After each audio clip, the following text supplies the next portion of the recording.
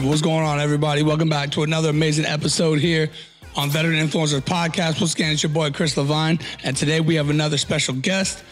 But before we go into speaking about Alandra Porter, do us a favor. Please go out there, share this feed out. Tell your mom, tell your grandma, tell all your friends. Make sure you guys share this feed out. Not only that, but make sure you guys go to the YouTube, Veteran_Influencers. Make sure you guys subscribe to the channel as well. The more you guys support this, the more people that have like higher followership and higher reach are going to be able to come onto this platform. So like I said, right now, I'm reaching out to a lot of people right now. And like I said, with this interview today, Alandra Porter's going to put on for the fam, you know what I'm saying? So no pressure to her, but thank you guys for joining. Please continue to share and make sure you guys subscribe to the YouTube channel as well. Hey, let's get it going. You know what I'm saying? We already got about 14 people in. So like I said, welcome back to another great episode here on the Veteran Influencers Podcast. Once again, your boy Chris, and today we have a special guest. Today we have none other than Sergeant Alandra Porter, and one thing that makes her special is she was one of my Marines at 303. She was running things, you know what I'm saying, running things in the ordnance shop, and definitely it was great to watch her grow. I mean, it was only from you already a sergeant when I met you, right? Or did you just pick up? Okay. Yeah, so she was already a sergeant when I met her. So I probably got a chance to work with her for a good 5-6 months. But in those 5-6 months, I definitely was able to see a lot of growth, a lot of leadership as well, and the way she interacted with the troops, and just the way that she poised and composed herself in the shop. And I'm very grateful because right now she's actually in recruiter school, but she's going to tell you a little bit about her story. But ladies and gentlemen, Alandra Porter.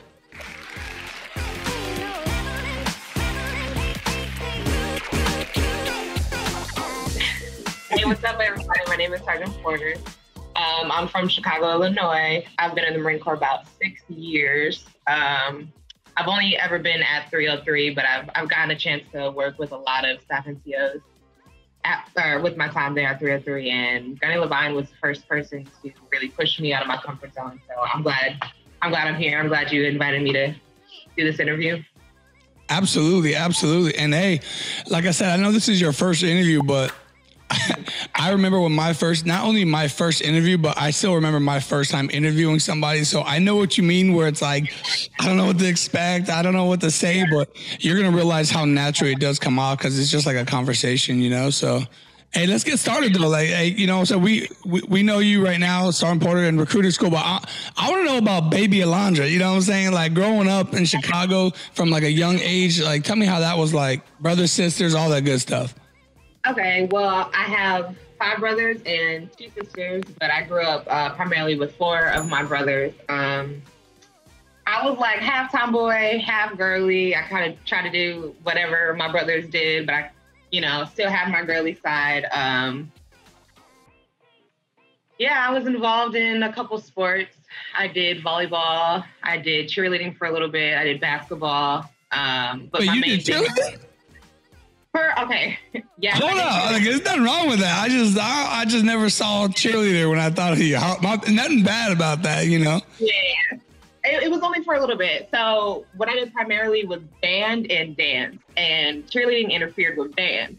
So I had to drop cheerleading because I was really passionate about music. That was like my main thing.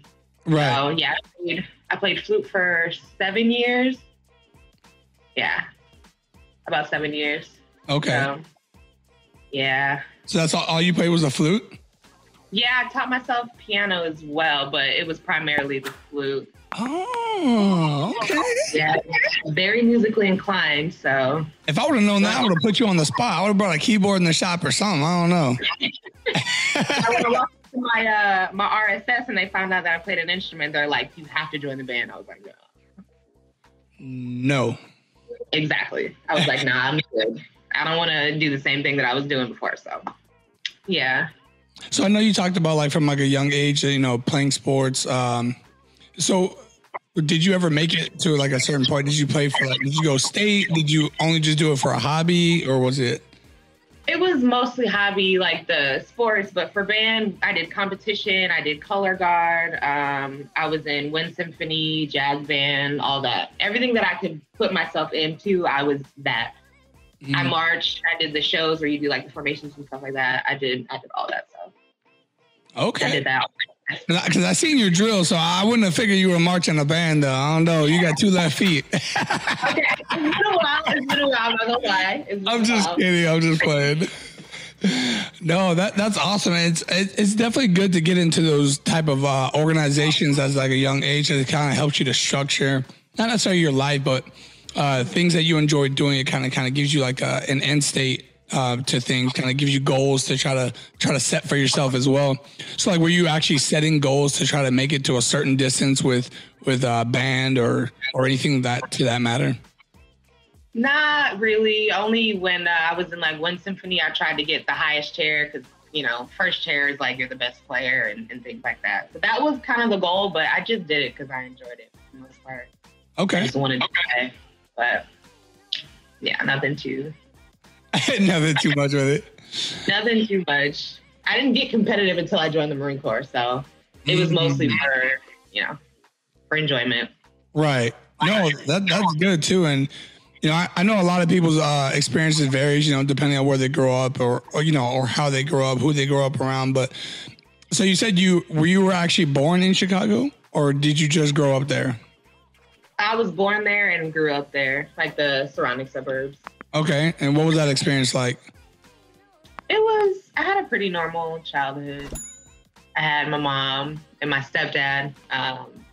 They raised me to be independent and try new things, strive for what I want. There was nothing too crazy. Yeah. Yeah. But you said you were a tomboy though, so I know you was like riding mountain bikes and scraping your knee up and stuff. I had older brothers. They did the whole skateboarding thing, so I tried to do it. And everything that they tried to do, I wanted to like dabble in it too. I didn't want to be like the prissy little sis. Like I wanted to show them that I could kind of keep up too. And yeah, so I had little scrapes and bruises, but ultimately, like, growing up, they went with their friends and I went with my friends, and that's when I started to become a little bit girlier and coming into myself as a woman, but and below, I was like, yeah, me too. Skateboard, dirt bikes, all that. That was me. No, that's good. It's so funny that, people talk about what's girly and what's not, but all too often, I mean, you see all those same type things. I mean, you see women playing football, tackle football. You see women playing basketball. All the things that we would think are manly growing up, women are, I'm not going to say necessarily taking over. I'm not going to say men are taking over either, but, they're dabbling and doing a lot of things, dirt biking, motocross, NASCAR, all the things that people said are manly, hockey, women are doing too. So now I like to see like people just being diverse, whether you're male or female, like just trying new things. A lot of times you never know what you're going to like and what you're going to stick to. So trying new things is definitely good. I love skateboarding coming up though. That was my thing. I still do it. I'm not good, but I still do it. What kind of tricks can you do?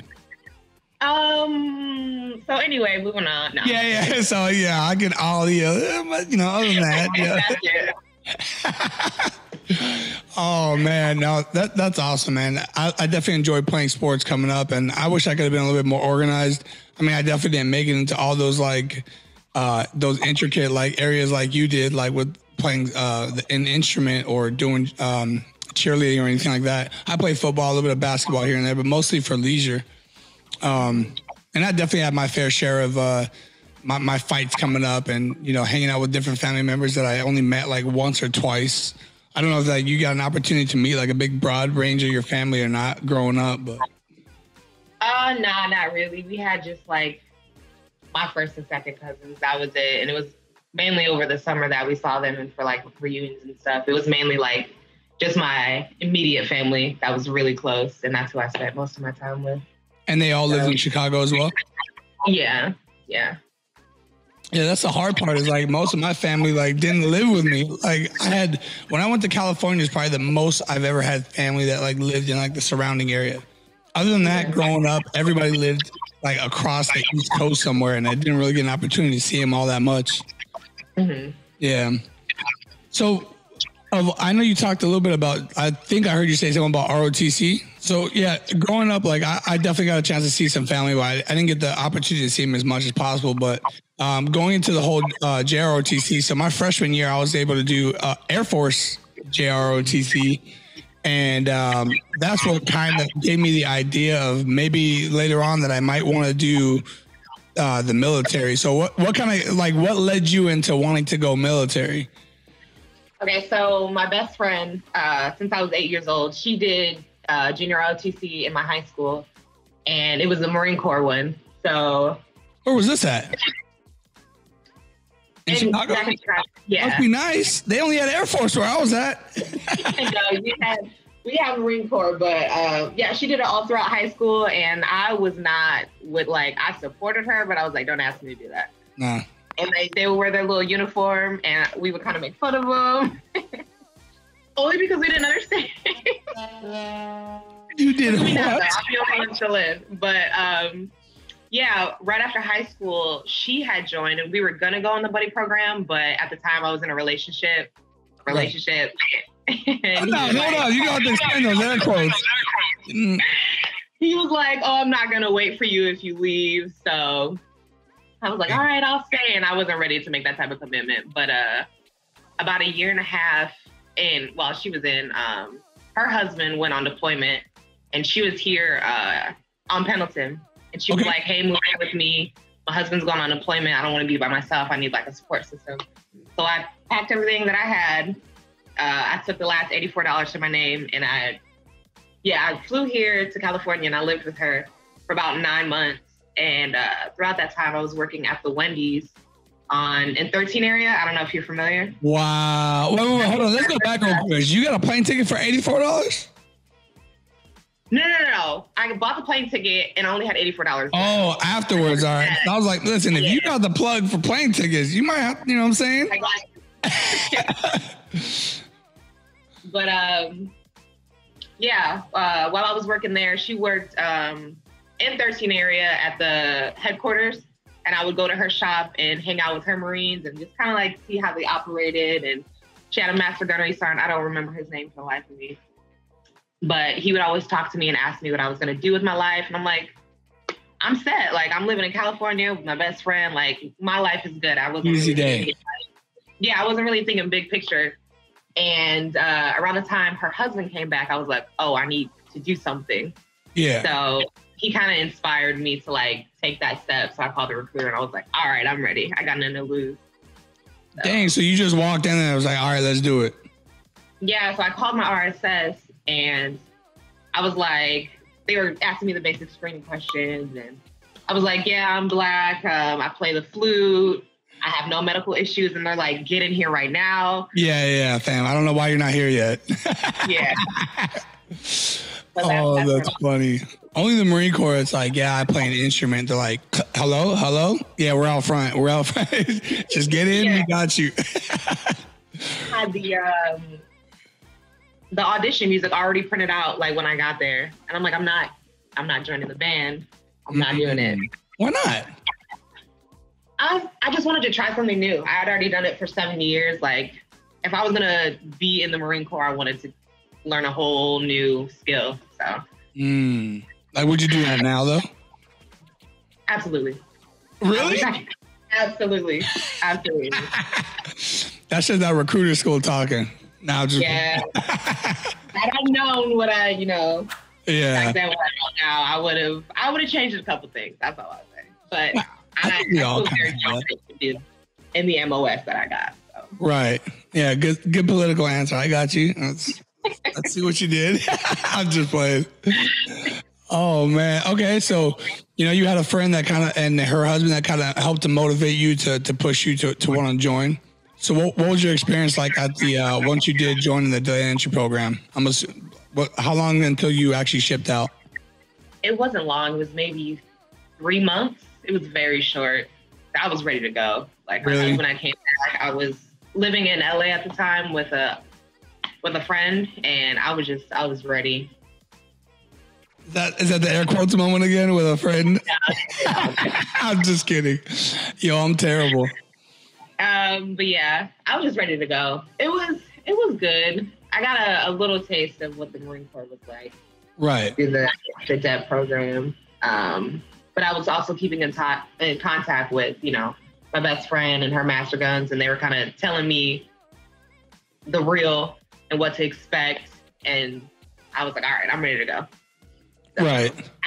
No, I definitely understand that too, because I was a little bit of the opposite. I was kind of, I'll be admit, no Marine wants to say that they were nervous, but I was kind of nervous about going in. Like, I knew I wanted to do something different. I got tired of just doing the same thing all the time, but I was a little nervous about starting, and my recruiter decided to start talking crap to me. And I was like, oh, so I can't do it? I was like, all right, watch this. And then come to find out that was a tactic that he used, so. Yeah, knowing what I know now, yeah, definitely. They, I don't want to say they glamorized it. That's not the word I want to use. They showed the best sides. It's like the whole Instagram thing. You show all your greatest moments. Exactly. But yeah, I'm grateful for it overall.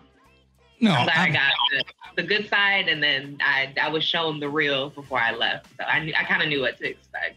Right. And honestly, like, sometimes that's just the best thing, is just, it may be a hard truth, but it's the truth. I was like, let's just do it so I know what I'm getting into. Right. Yeah, absolutely. Absolutely. So did you request for the MOS that you have? No, I actually went open contract because I was trying to leave as soon as possible. And I was like, wherever God puts me is where I'm going to be put. Okay. And then, yeah, I went all throughout boot camp not knowing my MOS. I went all through MCT without knowing my MOS. It wasn't until the last day of MCT when we were getting our plane tickets, they're like, your ordnance. And I'm like, quick Google search. Like, I had no idea what that even was. So, uh-oh. No, so I know a lot of people, they do, they had, I think I did aviation supply or something like that, and ended up getting ordnance. But I know some people do crash fire rescue. Some people do, like you said, open contract, they end up getting it. I don't know very many people that have actually like said, I want to be ordnance, and then gets ordnance. I feel like it's always another path, but that could just be me. Yeah, I haven't heard. I didn't even know the Marine Corps had aircrafts until I moved here, way before I enlisted. And me and my friend were dropping one of her Marines off, and we actually passed the flight line. And I was like, oh shit, like, y'all have aircrafts? And she's like, yeah, this is the flight line. And I was like, okay, it'd be cool to work there. And lo and behold, like a year and a half later, I was actually working on that same flight line. So it worked out. Things worked out. Oh, that's nice. That's nice. So how would you explain? So, you talked about, obviously being ordnance, but how would you explain your early on experience being a Marine? And it could be from whatever point of view as you want, like from boot camp to early on in the shop as a Lance Corporal POC. Like, how would you explain your experience? I want to say I was fortunate to have a good experience. I know I was gonna have to deal with a lot of,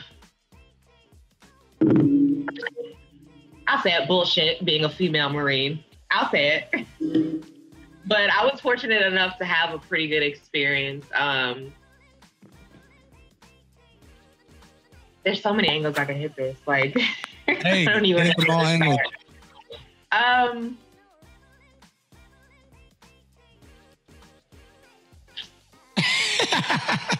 Put you on the spot, huh? Yeah. Well, I'll tell you what, let's start off with recruit training. Was it, so you talked about how you were kind of told from some people the ins and outs. Was recruit training what you expected? I don't know. It wasn't easier, but it wasn't as scary as I thought it was. Like, I thought I was going to go in there and get hit and things like that. But no, I kind of went in there and I kind of saw what they were trying to accomplish. So I was like, all right, let me just drink the Kool-Aid, so to speak. So it was definitely a transformation, though. You was hiding out, huh? I was GP. I'm not gonna lie. He said, I'm not volunteering for nothing. I see. I know how that how it goes. I knew who I was at the time, and I knew I wasn't ready to assume that leadership role just yet. Right. I was like, all right, let me get the foundation before I'm like, let me volunteer and be the guide. I knew I wasn't that person yet. So I knew I had a lot of growing to do as a person before I, assumed that role. So I went there, let me learn what I need to learn. And then, as I progress as a Marine and as a person, I'll start to like get into those roles. So that's why I said I didn't have a bad experience because I kind of knew what I was doing in a sense. And I knew what the main goal was. So I just put myself in it and did what I had to do pretty much. So what you're saying is you never got IT'd? Oh, I got IT'd. You was hiding out. You was always at medical. Every time the whole thing was getting IT'd, you was at medical or dental. With bed rest again? Let me do what I need to do to survive this. And yeah. No, I kind of did the same thing. I mean, I always volunteered to do like different positions. I wanted to be the guide, squad leader, all that good stuff. But I don't know, man. Like, I feel like I'm a living example. If you literally just did everything that you were supposed to do as fast and screamed as loud as you could, you just wouldn't get messed with as much. And long and behold, that's what happened. But I ended up doing it. I ain't gonna talk about why, but I ended up getting IT'd one time individually. Only once. But the rest of the time was with the platoon. So I just never did anything wrong. I was perfect, I was perfect. I call bullshit. Hey, don't worry about that. You know what I'm saying? I know my drill instructors are watching that. Oh, so you didn't get IT'd, huh? All right, bet. Oh, man. I got a whole nother story with that. And actually ended up running into one of my drill instructors when I went down to the AMOI conference in Florida, but that's for another chat. So we're outside of recruit training. You go to your ANC school. And then you check into the fleet. So what was it like checking into the fleet for you? Okay. So at the end of C school, when we got our orders, when everyone found out that I was going to 303, they were like, oh shit, like orders gonna happen. Nice. No. So at the time, 303 had like I don't want to say bad reputation, but everyone's like, like a stigma. That place is hard. And I was nervous. So when I checked in, luckily I had a female Lance Corporal that was my roommate. She kind of showed me the ropes, and it wasn't too bad, to be honest. I didn't know what I was doing. I was in a whole new realm, like working with tools and learning how to do maintenance. That is the opposite of who I am as a person. So I knew it was going to take me a little bit longer to get situated and get a hold of everything. But I don't know. I feel like I had a pretty good experience. And you feel like it was intimidating when you're in there, you're in your alphas. What are you thinking at that moment? You're looking around, you're in the fleet, you're seeing all these people, higher ranking, lower ranking, whatever. What are you feeling at that moment? Do you still remember being there when you first checked in? My only thought was, don't get yelled at. Don't be something stupid to get yelled at. So, do the whole customs and courtesies, don't look nobody in the eyes, just I corporal, I sergeant, and try to survive. I actually walked in, and one of the civs at the time, he was sitting at the staff sergeant desk, and I saw, staff sergeant sick, and I was like, good afternoon, staff sergeant. And he looked at me like, I ain't no damn staff sergeant. I'm like, I don't know who you are. I was like, don't yell at me. I just want to check in and go home. But yeah, I was absolutely intimidated because I knew I was gonna struggle learning the MOS. So the best thing that I could do is just try and show a willingness to learn and participate. That was going to be my best bet because I knew I wasn't going to catch on quickly. So that was my goal. I got to be real with myself. I'll give you that. That was my approach to it. Yeah, I mean, certain things definitely can be intimidating, I know what you mean. I think everybody has, there's definitely Marines that can do it all, right? They're physically fit. They're, they just catch on to stuff. I would say the one Marine that, I'm not saying he's the only one, but this this Marine that I had, he's actually a staff sergeant now. He's a drill instructor now. His name is Staff Sergeant Hinton. This dude is a freak of nature.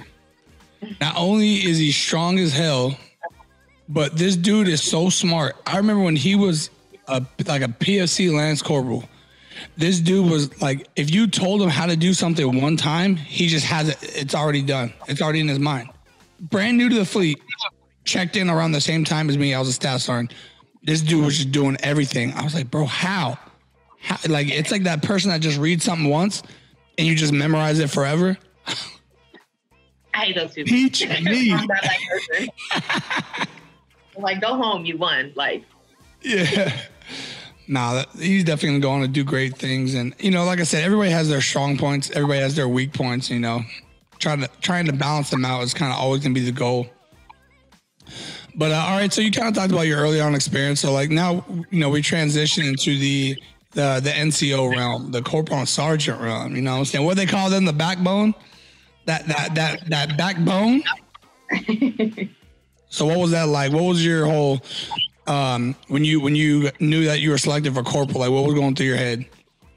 So like I was saying, in boot camp, I was kind of focused on learning myself. So I really wasn't trying to put myself into those positions. So when I got selected, I was like, all right, like, this is it. This is your time. And I know you're supposed to act like the next rank, but I knew as a person, I had a lot of growing to do. Mm.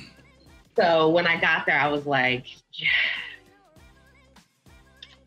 I'm up. At the time, I really didn't have anyone that I wanted to emulate. Like, I didn't have a good example of an NCO that I wanted to be like. Okay. So there was a lot of trial and error. There was a lot of like messing up, and there was a lot of fuck ups. Yeah. It was that, I think me picking up corporal, that was like my biggest period of growth. That was also around the time I was dealing with a lot of personal issues. So it was like a double back and forth, like, this is your time to grow. So I really had to like not only learn myself, but like learn my junior Marines, so that way I could be the best for them. So that's what I would say. It was a period of growth for sure. No, absolutely. And depending on how you look at it, like you said, you know, we always get taught to, you know, try to do the next rank up, but some people don't start their leadership until they are an NCO, and they do like a complete change. So do I agree with it? I mean, it is what it is, but hey, if that's what it takes for you to kind of like get your head out of your butt, you know what I'm saying? Then so be it. So who'd you have pin you? So corporal, one of the civilians, the one that I thought was a staff sergeant, I had him pin me, and another corporal, his name was Nix. He pinned me. So nice. Yeah, I took a lot of my advice from the civilians that worked in my shop, because they were Marines for a very, very long time. So I knew I needed to go kind of higher, I guess, to like get that mentorship. So I could, you know. No, absolutely. Yeah, I would have to sit there and think. I think I know who pinned me, but I'll think about it later. No, it's good that you remembered like who pinned you, because I always try to pick people that it's actually meaningful at that time, or like they're the ones that have impacted my life at that moment, or whatever it is that I've gone through. It meant the most to me to have them be the ones that pin me. So absolutely. So now you're going from you know, you transitioned to corporal. So what actually changed in the shop? Not necessarily with you, but like what did you feel like your new role was? Like, did you feel like you fit those shoes? Did you feel that role? Do you feel like you filled that role? More towards like when I picked up sergeant, I kind of figured out what my leadership style was, and I was able to like mentor more, because that's my favorite part about being an NCO is the mentorship, the getting to know the junior Marines and what motivates them. So that was more so my piece. I wasn't the, so to speak, bulldog. I was, come let me talk to you and like, let's figure out what the real issue is type deal. That was kind of my approach to being an NCO. Yeah. I know that bulldog comment was a shot at me, but it's cool. I'm just like, Gunny always wants me to be harder. I don't want to do it. Right. No, I'm a big softie, so like, if I'm yelling at you, it's for a good reason. It's for a good reason. Yeah. No, I definitely hear that. And, you know, it's definitely good that you transitioned to that because I was rough, like as a corporal. I mean, I wasn't yelling all the time, but I was like very hard to the standard, to the T, everything, you know, and it took some good leadership once I picked up sergeant from the staff sergeant. She's out now. And she told me, she said, look, dude, hey, if you want to be this bulldog as a sergeant, all you want, but guess what? They're going to tune you out eventually. And I was just like, wow. This entire time throughout boot camp, they always teach you to be intense. They always teach you this, but nobody ever tells you about that transition role, you know? Mm-hmm. So it really caught me off guard when she said that. And from that moment on, I knew I had to take on a different type of leadership style, you know? And then, of course, I go to the drill field a little bit after that. So, all right. So now that's you as a corporal. So now going into sergeant, first of all, did you think that you were going to stay in long enough to be a sergeant? And two, like, was that like a goal of yours to pick up? Yeah, I was kind of deciding between getting out and staying in. I knew I wanted to pick up sergeant before my 4 years. It didn't happen, but around my time of reenlistment, I was on the fence, and then I really had to sit down and think like I didn't do everything that I wanted to do in the Marine Corps. So I felt like the Marine Corps wasn't done with me. Like I knew there was more things that I needed to accomplish, people that I need to reach before I got out and was able to say like, I had, you know, I did my best in the Marine Corps. So I reenlisted, and that was actually around the time where I was at my heaviest. And I had gained a bunch of weight. There were some things that were going on in my life that caused like a huge weight gain. Right. And as a kind of senior corporal, early sergeant, I kind of looked at myself and I realized that I remember not having NCOs that I really looked up to. And when I looked in the mirror, I couldn't see myself as an NCO that my juniors could look up to. So that was a huge changing point in like sort of my leadership style. So that's when I got into fitness and really started to become the NCO that I've always needed. I love hearing stuff like that. Looking into the mirror, reflecting and saying, is that who I want to be led by? Yeah. That's honestly, that's like one of the hardest things to do sometimes. You know, it sounds so easy, but because everybody always has an opinion on somebody else. But can you look at yourself and truly analyze yourself to say, am I doing my best or can I be doing something different? You know, right. Or how do others view me? So, damn. Okay. No, I like that. So you picked up sergeant. Well, you reenlisted, and you picked up sergeant. And what was different from corporal to sergeant to you? I cared about how I was perceived by my younger Marines more. And that's what really kind of sparked the change. I wanted them to look at me and say, damn, Sergeant Porter not only knows her shit, cares about us, but, you know, I wanted someone to look at me and be like, this is who I want to follow. So that was I could say the biggest change between corporal and sergeant. So as far as like work wise, right? Because, you know, we always tell Marines that they got to transition, whether you're going from a worker to CDI or team leader to quadra. What was the actual,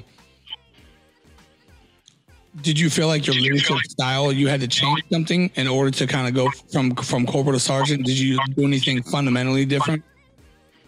Yeah. So as a corporal, I was like a worker. I just wanted to be on the line. Like, okay. I didn't care about documentation or the admin work or the back office bullshit. Like, I wanted to be. Hey, for the record, I never brought none of that. I'm in the back office, but I didn't bring none of that. She on my neck. I'm gonna spill my coffee. Away from, you know, all of that, because I was on night crew most of my career, so I was work, go home. That was it. Easy day. But as a sergeant, I had, you know, it was admin. and I was dealing with, the back office more, and that was rough. Because I was like, I don't even want to talk to y'all. Hey, just so y'all know, this is before I got there. I don't know about it. She was on days when I was there. So, you know what I'm saying? Documented proof. Yeah, but that was where my mind was. Like, I don't want to say I didn't want to be a sergeant. I love being a sergeant, but I didn't want to have to deal with like the admin side. But once I adjusted, I was like, all right, like I know what I'm doing. I can work this. And just so you know, nobody wants to deal with the admin side. And that's what I figured. I was like, nobody got to be here doing this shit. So yeah, anybody got time for that? No, I feel that. Oh, that's crazy. So, how long were you a sergeant before? Like, how long have you been a sergeant so far? This year makes 2 years. In November will be 2 years. Okay, it's about a year and a half. So you got a good little years, well, a little over a year that you got an opportunity to spend in the fleet as a sergeant. So you got an opportunity to kind of see how that was like. And like I said, you had already been enlisted prior to you getting promoted. So you had to have known that at some point that list was coming out. Yes. I was really trying to hop on a deployment because I enlisted to travel, to deploy and see things. And that didn't happen, which is okay. So like as soon as I picked up, I was like, all right. Yeah. Our old master, every day I was like, so can I go here? Can I go here? Can I go here? And then he left and the list came out and I was like, they got me. That's funny because, a lot of people don't want to deploy that I've seen now. Cause like when I first got in, everybody wanted to deploy, like everyone. It was almost like if you didn't want to deploy, people were looking at you like, what you mean you don't want to deploy? Now it just seems like it's a little bit more often you see people that don't want to deploy. But before, like I said, everybody wanted to go to Iraq. Everybody wanted to go to Afghanistan, volunteer, jump me on. I want to go. And now that's crazy because that you wanted to deploy and you weren't able to, Yeah. Yeah. I think we all want to at least go on one deployment by the time we get out of the military. But you know what? Hey, it could be just me. Yeah, I'm definitely that way too. Like, I look at my little stack and I'm like, damn. See, don't worry about them ribbons. I know them. It's not even like for the ribbons. Like, I just wanted the experience. Like, I wanted the full, I guess, Marine experience. Right. But, so, you still have time. You know what I'm saying? You still have time. Oh, yeah. I'm going to do my 36 months of recruiting, and then I want to come back and deploy for sure. Okay. So once you got hit on that list, what were you thinking? Why'd I re-enlist? Okay, it's a new challenge. I want to do it. Yeah, that's when the re-enlistment hit me. I was like, damn. Like, I don't know why I thought I was going to be the one to, like, go unnoticed. Like, no, I'm not going to be on the list. But as soon as I saw my name, my phone was blowing up. Like, all my other sergeants were like, you're on it. And I'm like, oh, my goodness. No. Yeah. So I was like, well, hopefully I get drill instructor because I was going to drop a drill instructor package right after I deployed. Like that was the goal. Hold up. I've heard that too many times. Hold on, this is for you. Don't try to give me that. I was gonna just stop it. First, I was trying to deploy, then I was gonna go. But yeah, I got recruiter. Oh man, I'm not gonna lie. So I actually I got hit on the HIS list, but I had already. Well, it was back then. It was called the HERS list.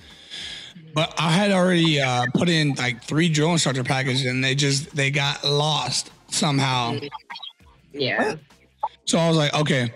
So they actually cut me orders for recruiting. Like I had time set, and I told my CO, I was like, my sergeant major, I was like, there's no way. I already put in 3 packages well before this came out, like months ago, and now this list comes out, and I was like, I don't know if I'm. So I think I was like 3 weeks out of going to recruiting school, and my orders finally hit for drill instructor. And I was petty about it too. I pasted those orders everywhere. Oh my goodness. My orders were all over the wall. My staff was like, "What is this? Take this stuff down." And she takes it down. There's like 3 more on the other side.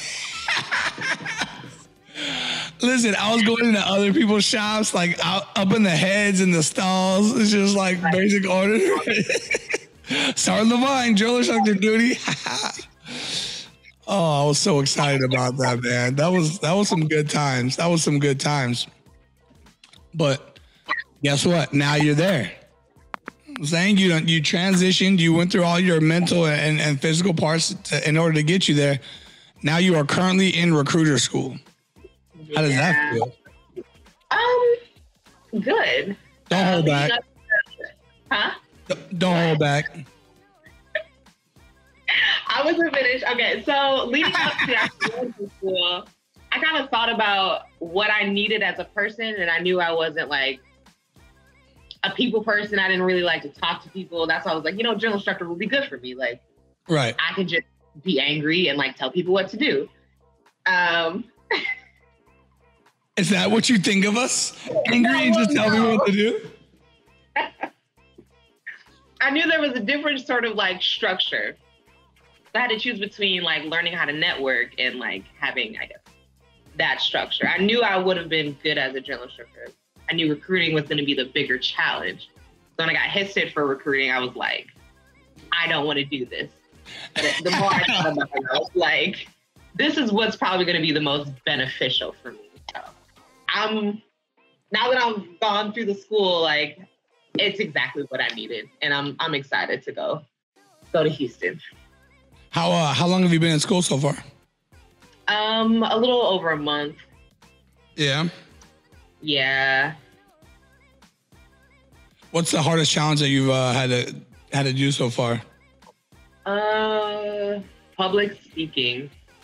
What's wrong with that? When I tell you I've never been in a room with so many scared Marines. So many what? Scared Marines? Scared Marines, yes. Everyone was nervous up there, shaking, not knowing what to say. Like it was very eye-opening. Spaghetti on the sweaters or what? Yo. Yeah, having to transition into that, like, because you know how Marines speak, where acronyms, we're cussing, and then going to a very structured like conversation and trying to persuade and things like that. It was definitely a transition. No, definitely. It's because I think in Corporal's course, I'm not sure if they still do it to where Corporal's course is your first introduction to hip hop classes, right? Did you had to do that when you went to Corporal's course? Yeah. Yeah, same thing with me. Not only was it structured as far as time, but it was structured as far as like hitting key bullets, but it was also professional speaking and how you can articulate your point. Yeah. So, but you had to go up there and do a whole. The room full of peers, it was very, very eye-opening. And how far in were you when you had to do that? First week. Yeah. Hey, they ain't playing. They're trying to weed people out. We presented 4 times each. Like, get your ass up there and speak. And we're like, like, it was. On the spot. No warning? On the spot. Well, there was a warning. Like, we had time to prepare, but there was a camera, group of your peers, and it was like, go. But I bet there were some superstars out there. They was like, all right, I feel right at home. Put that camera. Yeah. Hey, get the light on me right here. Now get my left side a little bit. It's kind of right. lights, camera, action, head action. Yeah, I was like, yeah. And then, yeah. Oh. So what was your subject on? I had to do a presentation on the ROTC program. We did one on why we joined the Marine Corps. We did a story on our most embarrassing story. Oh, bet. Hey, where's my popcorn at? Moving on. Oh, come on now. Hey, you got to get used to those cameras. Listen, I'm doing you a favor. Once again, my mentorship is coming in handy. Oh, shit. No, I'm just kidding. You ain't gotta tell your embarrassing story. Oh man. But you know what though? See, I try to tell people my story of when I first started like YouTube. That was the first time I ever really tried to talk in a camera. I didn't really do the whole live thing. I didn't really know about that. I don't even know if I had gone live ever before that. I would have to think about it. But I got a camera, I turned it on, and I just sat there. Like, I had no idea what to say. I had no idea, you know what I'm saying? And even doing these interviews, like I'm kind of, not trying to brag. I feel like I'm pretty charismatic when it comes to like doing this stuff, but I've just done it for a while already. So I'm kind of immune to it. Yeah. You know, but I definitely see what it's like, you know, kind of being nerve-wracking, especially if it's a subject where I have to like spit facts or like details about things. Yeah, maybe it might be a little bit more difficult because now you got to sit there and think about what it is. Like right now, I don't have to memorize anything. You know, this is all natural to me. So getting taken out of your natural environment, realistically, that's how it was on the drill field. Yeah, we had to do teach backs, and you had to memorize them verbatim. And let you stutter or say, and nope, fail. Oh my gosh. Dude, I'm telling you right now, man, there's no such thing as like, I don't know.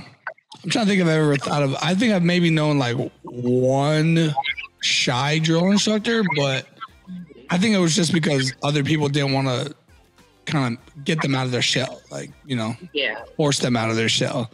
But other than that, you don't get to be shy as a drill instructor. It's like, listen, dude, you get fed to the wolves, and if you better figure it out, or it's gonna be a hard 3 years.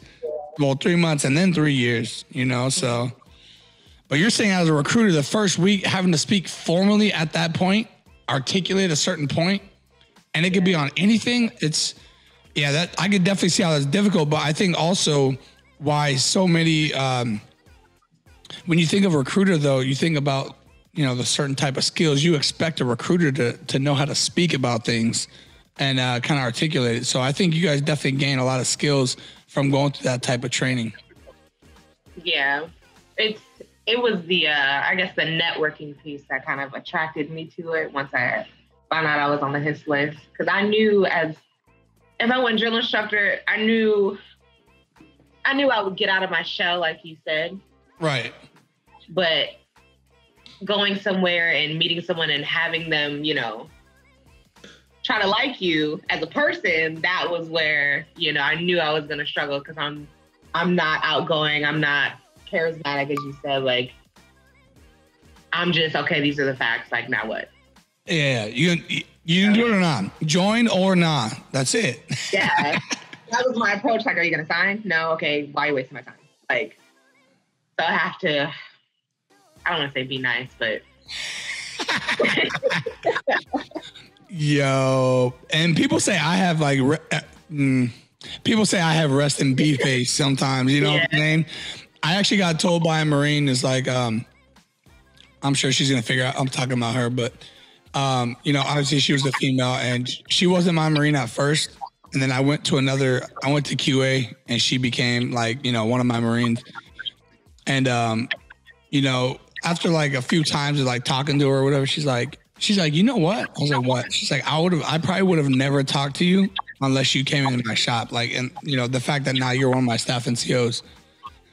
And I'm like, damn, I don't even know how to take that. I was like, what does that mean? She's like, honestly, like, I don't know. You just have this look.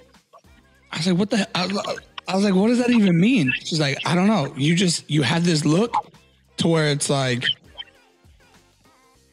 and then all of a sudden it's like, oh snap, what's going on? I was like, I can't win. I went to the fleet and I didn't want anyone to know that I was a drill instructor. Obviously, you can hear it in my voice. And then, you know, I found out that people, when they saw me on the inbound roster, they knew I was, you know, they see where you're coming from, right? MCRD. And people already had their, you know, preconceived notions of like who I was because of what I did. And I tried so hard to not be that guy in the fleet doing drill instructor stuff, you know what I'm saying? And You know, and when she told me that, I was like, man, so maybe I gotta change how approachable I make myself, because I always thought I was approachable. I walk around smiling. I'm kind of goofy, you know what I'm saying? I say certain things to lighten up the mood and stuff, but not everybody, sees you the way you see you.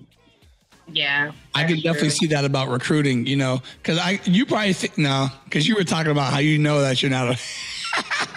I know I'm not a people person. Yo. Every time I get invited somewhere, I'm like, all right, who's going to be there? All right. I'm not going. Like, just. Or you get there and you just have a conversation outside. I'm that person at the party that's in the corner on my phone. Like, don't talk to me. So you just post it up then, huh? Yeah. I don't got time for that. Oh man, that's funny. But that's good though. You know what I'm saying? Like I said, you accepted the challenge. You knew that was gonna be something that you pretty much had to work on. Something that wasn't exactly one of your strong points. And now you're doing it. You know what I'm saying? So big congratulations to you for that. So what do you expect to, like, what are all the things that you expect to get out of recruiting duty? And then once you're done with recruiting duty, like, where do you go from there? Are you like my goals or? Yeah, like, do you want to re-enlist? Do you want to stay in for 20, 30, 40? You want to go officer? You tell me. Honestly, I'm not sure. I'm just going to kind of take it a year at a time. Like, I love the Marine Corps. It's been one of the greatest experiences of my life. Do I know that I can get out and be successful? Yes. But I think what I get out of the Marine Corps, I can't get out in the civilian world. Like, just the growth that has happened in the past 6 years. The Marine Corps forces you to grow. It forces you to grow really, really fast. And I kind of like that, and I like the structure. So my goals for recruiting, I want meritorious staff off of that. Oh, hey, speak it into existence, girl. Speak it into... I want meritorious staff. I want to get out of my own way, if that makes sense.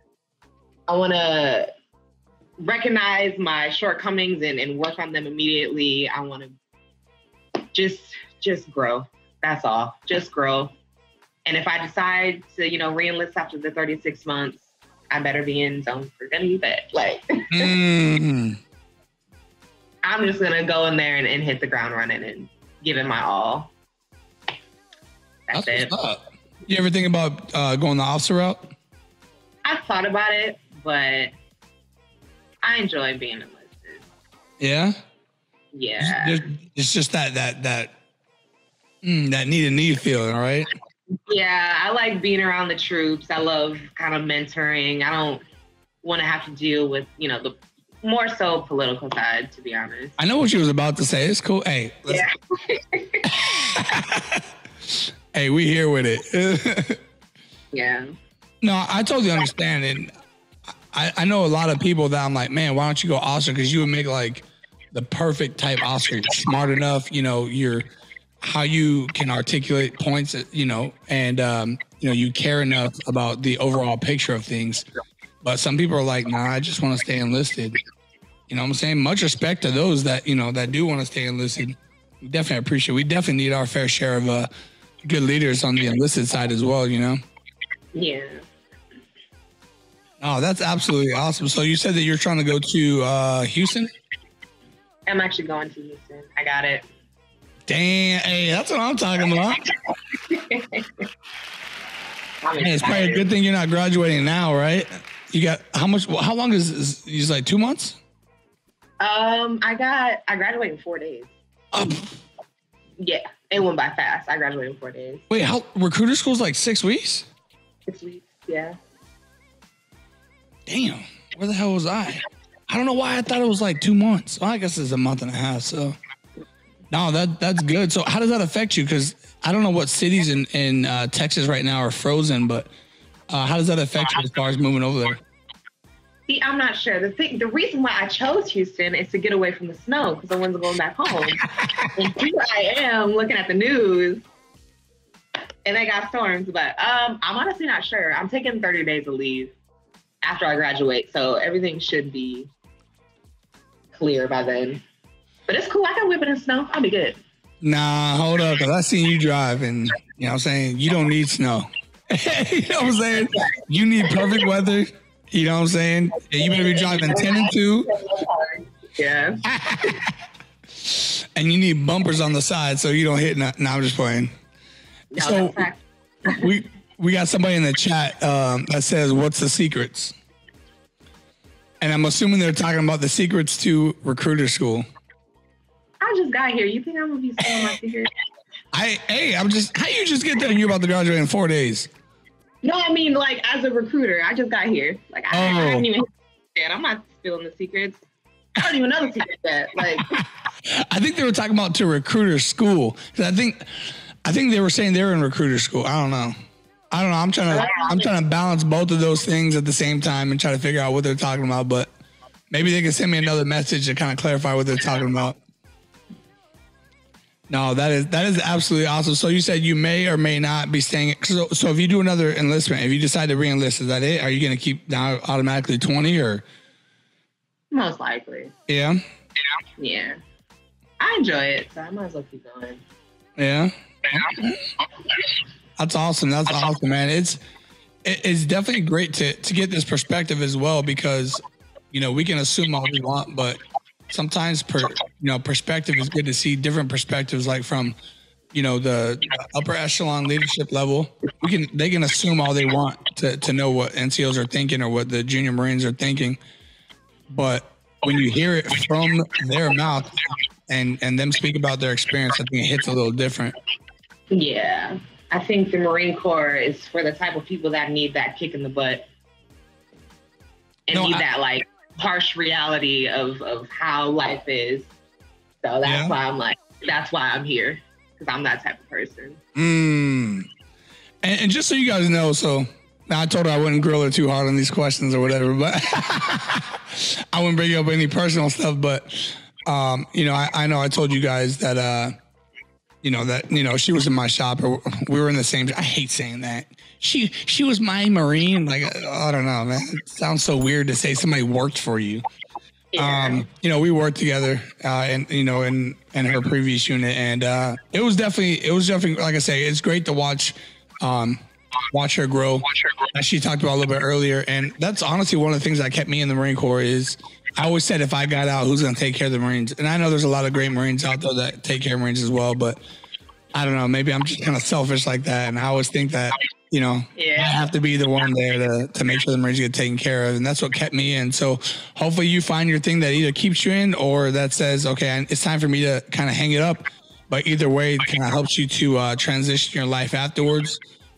Please keep in touch. You know what I'm saying? Because I tell everybody, man, once you came into my life, unless you do something terrible, you know what I'm saying, you're always gonna be a part of my life. And you know, once I've ever worked or served with you, you know, I'm always gonna be available to you 24 hours a day. So appreciate that, again.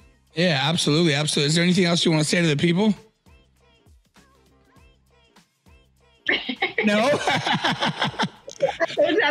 No, I definitely appreciate you like letting me do this interview.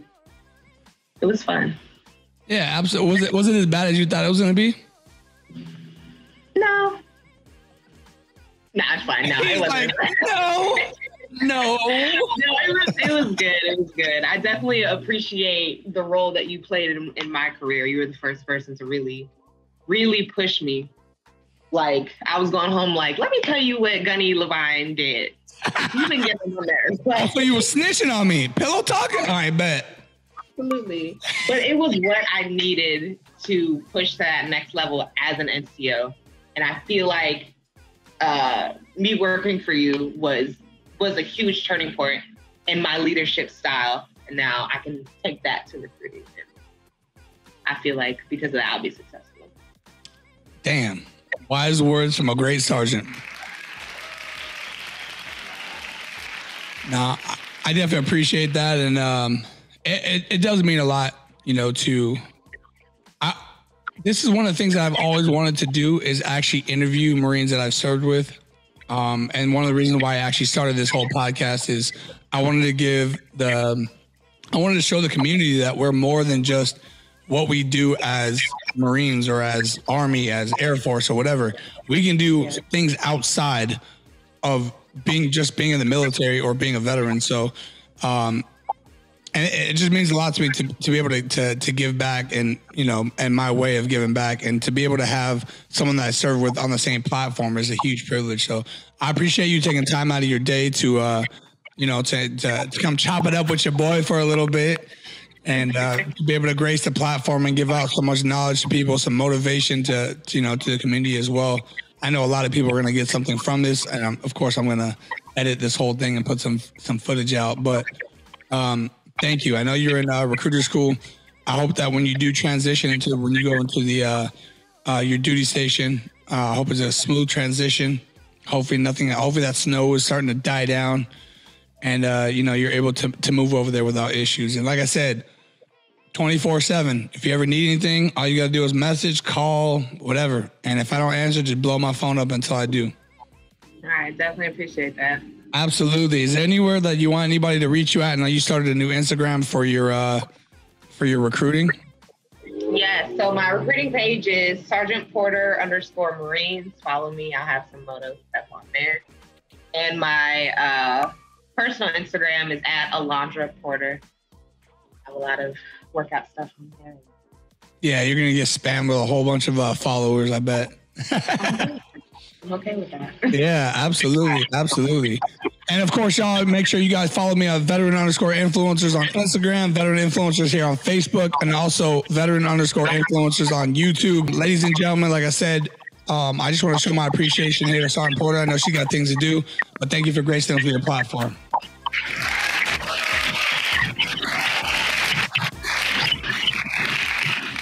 All right, Porter, I appreciate you. And like I said, hit me up if you ever need anything. Right. Absolutely. Salute to you.